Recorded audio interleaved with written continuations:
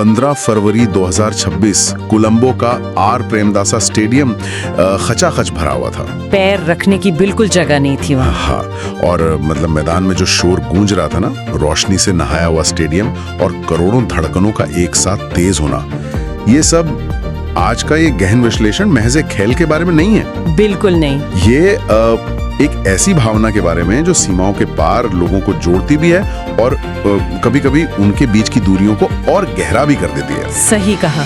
इस विस्तृत चर्चा का विषय है भारत बनाम पाकिस्तान क्रिकेट प्रतिद्वंद्विता। आज के इस सफर में कई अलग अलग पहलुओं को खंगाला जाएगा।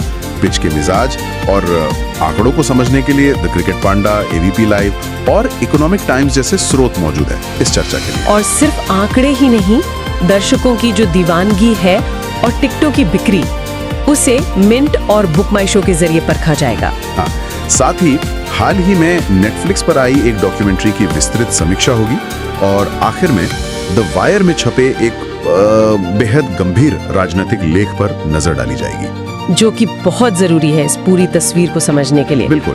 इस पूरी चर्चा का मुख्य उद्देश्य ये समझना है कि ये जो प्रतिद्वंद्विता है, ये सिर्फ पिच की 22 गज की दूरी तक सीमित नहीं है, बल्कि इसका सीधा असर अर्थव्यवस्था, कूटनीति और पूरे समाज पर कैसे पड़ता है। ठीक है, आइए इसको विस्तार से समझते हैं और शुरुआत करते हैं उस महामुकाबले से जिसने हाल ही में सारी दुनिया का ध्यान अपनी ओर खींचा।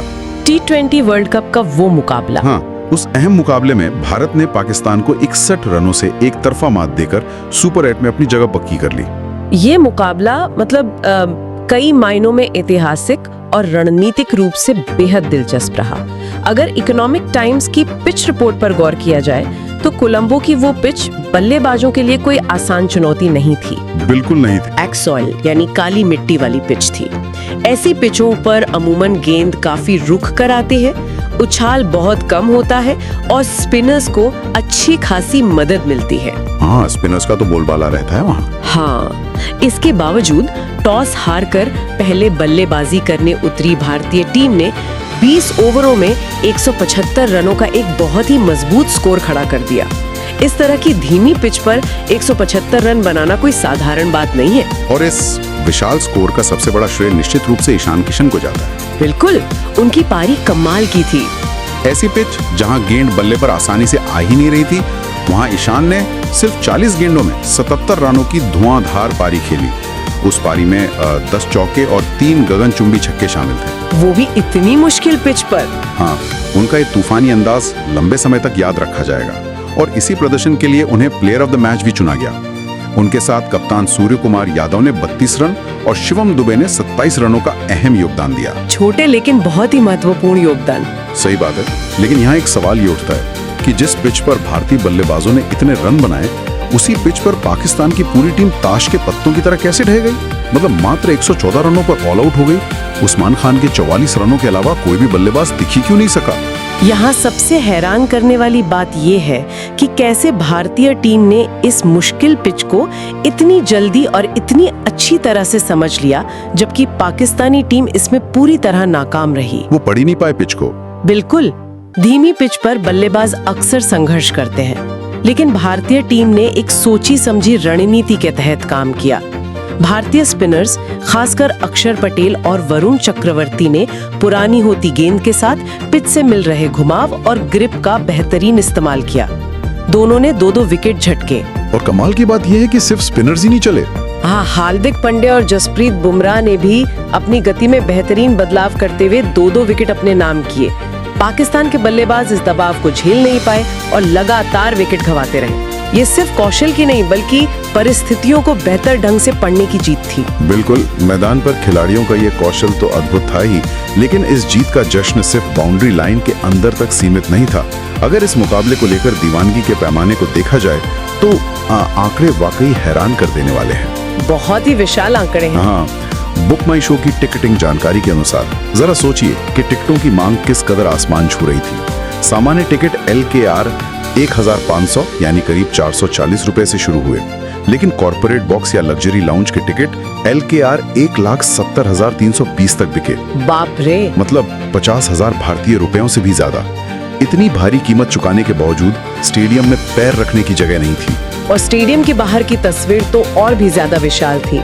मिंट की रिपोर्ट के जो आंकड़े हैं वो बताते हैं कि जियो हॉटस्टार पर इस मैच को लाइव देखने वालों की संख्या 45.4 करोड़ यानी 454 मिलियन तक पहुंच गई थी। ये बहुत बड़ी संख्या है। हाँ, इस आंकड़े की गंभीरता को समझने के लिए अगर हम थोड़ा पीछे जाएं तो 2025 के चैंपियंस ट्रॉफी के मुकाबले में जहां भारत ने जीत दर्ज की थी, ये आंकड़ा 60.2 करोड़ था। तो मतलब थोड़ी गिरावट जरूर आई है। हालांकि इस बार संख्या थोड़ी कम जरूर है, लेकिन फिर भी 45 करोड़ लोगों का एक साथ स्क्रीन से चिपक जाना ये साबित करता है कि इस प्रतिद्वंदिता का आकर्षण किसी भी दौर में कम नहीं होता। ये तो है। ये महज एक खेल का प्रसारण नहीं रहता, बल्कि एक ग्लोबल इवेंट बन जाता है। इस रोमांचक मैच और इन विशाल आंकड़ों से थोड़ा पीछे हटकर अगर उस दौर की बात की जाए जिसने इस पूरे दशक को परिभाषित किया है, तो दो नाम सबसे ऊपर आते हैं, विराट कोहली और बाबर आजम।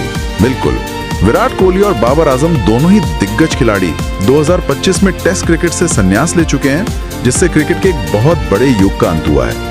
द क्रिकेट पौंडा के जो विस्तृत आंकड़े सामने आए हैं, वे इन दोनों दिग्गजों की एक बेहद दिलचस्प तस्वीर पेश करते हैं। अगर हम इसे बड़ी पिक्चर से जोड़कर देखें, तो विराट कोहली और बाबर आजम केवल दो खिलाड़ी नहीं हैं, वे बल्लेबाजी के दो बिल्कुल अलग अलग दर्शन का प्रतिनिधित्व करते हैं। अलग अलग विचारधाराएं हैं दोनों की। हाँ, द क्रिकेट पांडा के आंकड़े स्पष्ट करते हैं कि विराट कोहली आक्रामकता, जुनून और बेजोड़ फिटनेस के पर्याय हैं।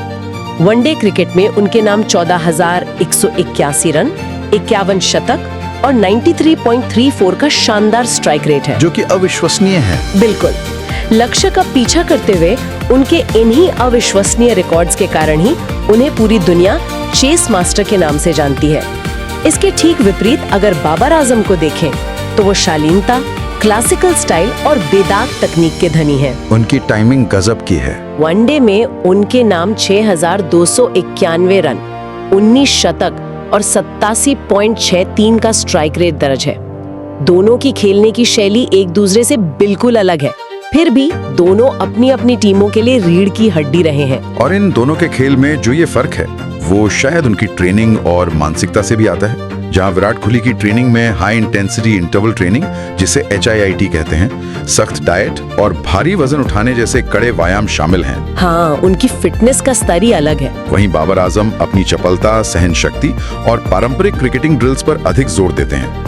विराट का खेल जहां गेंदबाज पर हावी होने और अपनी मानसिक दृढ़ता से मैच निकालने का है, वहीं बाबर का खेल गेंद को बेहतरीन टाइमिंग के साथ गैप्स में धकेलने की कला पर आधारित है। बिल्कुल, और इस बात को क्रिकेट जगत के महानतम खिलाड़ियों ने भी खुले तौर पर स्वीकारा है। सचिन तेंदुलकर जैसे दिग्गज का मानना है कि कोहली की आक्रामकता और बाबर की शालीनता दोनों को खेलते हुए देखना अपने आप में एक अलग आनंद देता है। दोनों को देखने का अपना ही मजा है। रिकी पॉन्टिंग ने भी इस बात पर जोर दिया है कि कोहली के खेल में जो एक प्रकार की तीव्रता या इंटेंसिटी है, उसका विश्व क्रिकेट में कोई मुकाबला नहीं है, जबकि बाबर का क्लासिकल अंदाज उन्हें एक खास वर्ग में खड़ा करता है। सही कहा। अंततः अगर सिर्फ आंकड़ों, शतकों की संख्या और अकेले दम पर मैच जिताने की क्षमता को देखा जाए, तो कोहली का पलड़ा निश्चित रूप से भारी नजर आता है। लेकिन जब भी क्रिकेट के इतिहास में 2010 और 2020 के दशक को याद किया जाएगा, तो उसे कोहली बाबर युग के रूप में ही जाना जाएगा।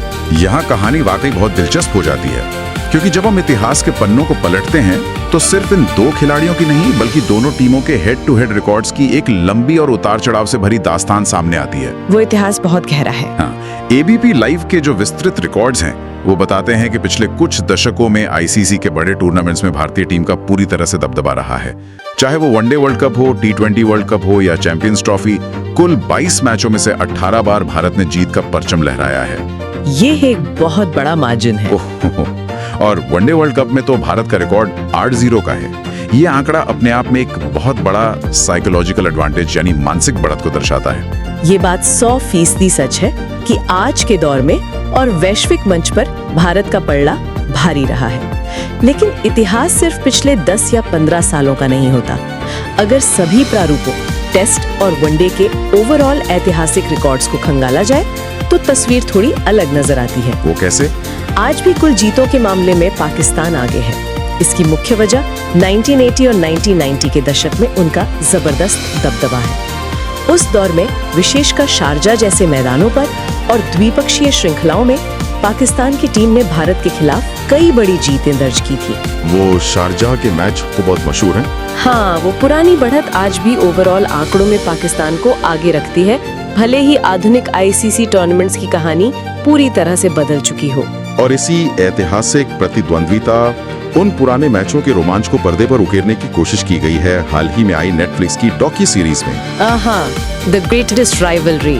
बिल्कुल, फरवरी 2025 में रिलीज हुई 3 एपिसोड की इस सीरीज का नाम है the greatest rivalry, India versus Pakistan. इस सीरीज में वीरेंद्र सहवाग, सौरव गांगुली, शोएब अख्तर और वकार यूनिस जैसे दिग्गजों के इंटरव्यू शामिल हैं। सीरीज के जो समीक्षाएं सामने आई हैं, उनके अनुसार ये एक पुरानी सुनहरी यादों का सफर है जो भीतर एक गहरा नॉस्टैल्जिया जगाता है। नेटफ्लिक्स की ये सीरीज निश्चित रूप से खेल के उन सुनहरे पलों को बहुत खूबसूरती से याद दिलाती है। सीरीज सीधे 90s के दशक और 2000 के शुरुआती सालों में ले जाती है, वो दौर जब मैदान पर माहौल बेहद गर्म हुआ करता था। आक्रामकता अपनी चरम पर थी। हाँ, लेकिन समीक्षकों ने इस बात की ओर भी स्पष्ट ध्यान खींचा है कि सीरीज में दोनों देशों के बीच के तनाव और राजनीतिक गहराई के विस्तृत विश्लेषण की काफी कमी है। ये एक बहुत अहम बात है। इसके अलावा जो सबसे बड़ी बात खटकती है वो ये है कि सचिन तेंदुलकर जैसे क्रिकेट के सबसे बड़े नाम का इस सीरीज से पूरी तरह नदारद होना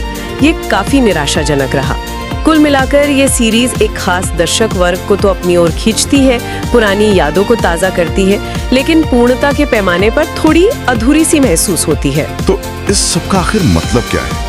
क्या ये सिर्फ एक खेल है, महज कुछ आंकड़े और पुरानी यादें हैं, या फिर इसके पीछे कुछ और भी है जो अक्सर मैदान की बाउंड्री से बाहर निकलकर समाज और राजनीति को गहराई से प्रभावित करता है? ये एक बहुत ही जटिल विषय है ना? द वायर में प्रकाशित एक अत्यंत महत्वपूर्ण और गंभीर लेख इसी दिशा में कुछ कड़े विचार प्रस्तुत करता है। यहाँ यह स्पष्ट करना बेहद जरूरी है कि अब जो चर्चा हो रही है वो पूरी तरह से द वायर के लेख और उसमें शामिल लेखकों अरनी बसु और अमृता दत्ता के विचारों पर आधारित है। बिल्कुल, हमारा उद्देश्य केवल इनका निष्पक्ष रूप से विश्लेषण करना है। सही। लेख में 15 फरवरी 2026 के मैच की एक खास घटना का जिक्र किया गया है। मैच के दौरान या बाद में भारतीय खिलाड़ियों का पाकिस्तानी खिलाड़ियों से हाथ न मिलाना। इससे एक बहुत जरूरी सवाल खड़ा होता है कि क्या खेल अब कूटनीति का जरिया न रहकर किसी और विचारधारा का साधन बन गया है? द वायर के इस लेख में यह तर्क दिया गया है कि खिलाड़ियों का हाथ न मिलाना महज शिष्टाचार का टूटना नहीं था, बल्कि लेखकों के अनुसार यह भारत में बढ़ते हाइपर नेशनलिज्म या उग्र राष्ट्रवाद का एक सीधा संकेत है। ये एक बहुत ही बड़ा दावा है। हाँ, लेखिका अरुंधति रॉय और समाजशास्त्री पार्थ चटर्जी के विचारों का हवाला देते हुए लेख में ये दावा किया गया है कि आज के दौर में राष्ट्रवाद अक्सर एक ऐसे दुश्मन की तलाश में रहता है जिसके खिलाफ एक सार्वजनिक एकजुटता दिखाई जा सके। यानी खेल का राजनीतिकरण हो रहा है? लेख के मुताबिक तो यही है। खेल के मैदान को अब एक वैचारिक युद्ध के मैदान यानी सिम्युलेटेड वॉर जोन में तब्दील कर दिया गया है। यहाँ पाकिस्तान का इस्तेमाल केवल एक प्रतिद्वंदी टीम के रूप में नहीं, बल्कि एक राजनीतिक प्रतीक के रूप में किया जा रहा है। लेख ये भी तर्क देता है कि इस तरह की घटनाएं खेल की उस मूल नैतिकता और ऐतिहासिक सांस्कृतिक साझा स्थान को खत्म कर रही हैं जो क्रिकेट हमेशा से रहा है। जब खिलाड़ी आपस में हाथ नहीं मिलाते तो लेखकों के नजरिए से यह एक व्यक्तिगत फैसला न होकर विचारधारा के प्रति एक सार्वजनिक प्रदर्शन बन जाता है। ये देखने का एक नजरिया है जो लेखकों ने पेश किया है। लेकिन इसी लेख में सिर्फ आज की कड़वाहट की बात नहीं की गई है। इतिहास के उन पन्नों को भी पलटा गया है जब खेल ने नफरत की दीवारों को तोड़ने का काम किया था। बिल्कुल, इतिहास ऐसे बेहतरीन उदाहरणों से भरा पड़ा है जहां खेल ने दूरियां मिटाने का असाधारण काम किया है। लेख में प्रसिद्ध इतिहासकार रामचंद्र गुहा का जिक्र किया गया है, जिन्होंने 1999 के क्रिकेट वर्ल्ड कप की याद दिलाई है। वो कारगिल युद्ध के तुरंत बाद का मैच था ना? जी हाँ, वो मैच कारगिल युद्ध के ठीक बाद खेला गया था। उस समय युद्ध के घाव बिल्कुल ताजा थे, फिर भी दोनों टीमों के खिलाड़ियों ने मैदान पर एक दूसरे के प्रति पूरा सम्मान दिखाते हुए वो मैच खेला था। वो क्रिकेट की असली भावना, स्पिरिट ऑफ क्रिकेट का एक बहुत बड़ा प्रतीक था। खेल ने तब जुड़ने का काम किया था। इसके अलावा लेख में अंतर्राष्ट्रीय स्तर पर शीत युद्ध के दौरान अमेरिका और चीन के बीच हुई पिंग पोंग डिप्लोमेसी यानी टेबल टेनिस के जरिए कूटनीति का उदाहरण भी दिया गया है। वो भी एक ऐतिहासिक पल था। और ये भी बताया गया है कि कैसे नेल्सन मंडेला ने रंगभेद के बाद बटे हुए दक्षिण अफ्रीका को एकजुट करने के लिए रग्बी के खेल का कुशलता से उपयोग किया था। ये सभी उदाहरण बताते हैं कि खेल में जोड़ने की कितनी बड़ी ताकत होती है। द वायर के इस लेख के अंत में लेखकों ने अंतर्राष्ट्रीय क्रिकेट परिषद यानी आईसीसी और भारतीय क्रिकेट कंट्रोल बोर्ड बीसीसीआई जैसी संस्थाओं की भूमिका और उनकी चुप्पी पर भी कड़े सवाल उठाए हैं। उनका तर्क यह है कि इन वैश्विक संस्थाओं के निष्पक्ष रहने के दावे अक्सर पैसों और आर्थिक ताकत के आगे फीके पड़ जाते हैं। ये बहुत गंभीर आरोप है और इसी वजह से खेल के मैदान पर ऐसी राजनीतिक अभिव्यक्तियों को बिना किसी रोक टोक के एक सामान्य बात मान लिया जाता है। ये एक बहुत ही विचारणीय दृष्टिकोण है। खेल और राजनीति कभी भी एक दूसरे से पूरी तरह अलग नहीं रहे हैं, दोनों का आपस में टकराव होता ही रहा है। लेकिन लेख का मुख्य संदेश यही है कि जब खेल का उपयोग मात्र एक राजनीतिक रंगमंच के रूप में होने लगे तो ये खेल की उस मूल भावना को नुकसान पहुंचाता है जो लोगों को आपस में जोड़ने का काम करती है। खेल की जो आत्मा है वो खो जाती है। लेखकों का मानना है कि खिलाड़ियों को राज्य का विस्तार या टूल नहीं समझना चाहिए और क्रिकेट को एक ऐसा पुल बने रहना चाहिए जहां प्रतिद्वंदिता हो, जीतने की जिद हो, लेकिन साथ ही एक दूसरे के प्रति सम्मान भी बरकरार रहे। इस पूरी विस्तृत चर्चा को अगर समेटा जाए तो भारत और पाकिस्तान के बीच का क्रिकेट सिर्फ चौके छक्कों, धीमी पिचों या विकेटों तक सीमित नहीं है। ये उससे कहीं बड़ा है। एक तरफ 15 फरवरी 2026 का वो मैच है जहां ईशान किशन की आक्रामक बल्लेबाजी ने सबको मंत्रमुग्ध कर दिया और 45 करोड़ से ज्यादा दर्शकों की व्यूअरशिप ने यह साबित किया कि इस महामुकाबले का क्रेज आज भी अपने चरम पर है। कोई शक नहीं इसमें। दूसरी तरफ विराट कोहली और बाबर आजम जैसे दिग्गजों के शानदार आंकड़े हैं जो दशकों तक इस खेल की उत्कृष्टता को परिभाषित करते रहेंगे। साथ ही ऐतिहासिक रिकॉर्ड्स हैं जो कभी भारत के दबदबे तो कभी पाकिस्तान के पुराने गौरव की कहानी कहते हैं। और फिर राजनीति का पहलू भी है। हाँ, इन सब के समानांतर उस राजनीतिक और कूटनीतिक तनाव की वास्तविकता भी है जिसे नकारा नहीं जा सकता। द वायर का लेख इसी तनावपूर्ण सच्चाई का आईना दिखाता है कि कैसे मैदान पर होने वाली एक छोटी सी घटना जैसे हाथ ना मिलाना भी एक बड़ा वैचारिक बयान बन जाती है। इस पूरे विश्लेषण से ये बात बिल्कुल साफ हो जाती है कि ये प्रतिद्वंदिता कई परतों में बटी हुई है। इसमें आंकड़ों की चमक है, अतीत की सुनहरी यादें हैं और वर्तमान की जटिल राजनीति भी शामिल है। हर एक चीज आपस में जुड़ी हुई है। खेल के इस विशाल मंच पर हर एक शॉट, हर एक विकेट और यहाँ तक कि खिलाड़ियों का हर एक हाव भाव करोड़ों लोगों द्वारा बेहद बारीकी से परखा जाता है। इसी के साथ इस चर्चा के अंत में एक ऐसा विचार छोड़ना प्रासंगिक होगा जो इस पूरी बातचीत के परे जाकर सोचने पर मजबूर करे।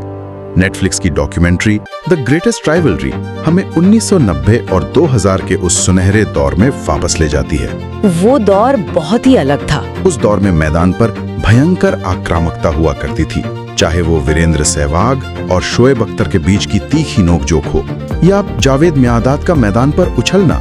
लेकिन उस मैदान के बाहर खेल खत्म होने के तुरंत बाद उन खिलाड़ियों के बीच एक अनकहा सम्मान हुआ करता था। गहरी दोस्ती हुआ करती थी उनमें। हाँ, और आपस में एक साथ बैठकर खाना साझा करने की संस्कृति हुआ करती थी। आज के इस आधुनिक युग में जब हमारे पास हर गेंद का विश्लेषण करने वाली तकनीक है, बल्ले की हर गति को मापने वाले बेहतरीन आंकड़े हैं और मैचों को लाइव देखने वाले 45 करोड़ से ज्यादा दर्शकों की विशाल भीड़ है, तो क्या वो पुराना खेल की भावना, वो आपसी भाईचारा कहीं बहुत पीछे छूट गया है? यह एक बेहद गंभीर और गहरा सवाल है। क्या तकनीक, बेशुमार पैसों और मैदान के बाहर के शोरगुल में हमने उस इंसानियत को खो दिया है जो इस खेल की असली आत्मा हुआ करती थी? ये सोचने वाली बात है। क्या भविष्य में जब कोई नई डॉक्यूमेंट्री बनेगी तो उसमें सिर्फ जीत और हार के सूखे आंकड़े, टिकटों की लाखों की कीमतें और व्यूअरशिप के ग्राफ ही दिखाए जाएंगे? या फिर उस डॉक्यूमेंट्री में वो आपसी सम्मान, वो एक दूसरे की पीठ थपथपाना और वो खेल भावना भी देखने को मिलेगी जो किसी भी प्रतिद्वंदिता को सही मायनों में महान बनाती है? ये एक ऐसा विचार है जिस पर गहराई से चिंतन किया जाना चाहिए। क्या एक बेहतरीन कवर ड्राइव या एक सटीक यॉर्कर की कीमत उस हाथ मिलाने वाले सम्मान से ज्यादा हो सकते हैं? इसी विचार के साथ आज के इस गहन विश्लेषण और सफर को यहीं विराम देते हैं। इस पूरी जानकारी और अलग-अलग दृष्टिकोणों के साथ इस विषय को समझने का ये प्रयास निश्चित रूप से आगे भी कई नए सवालों को जन्म देगा।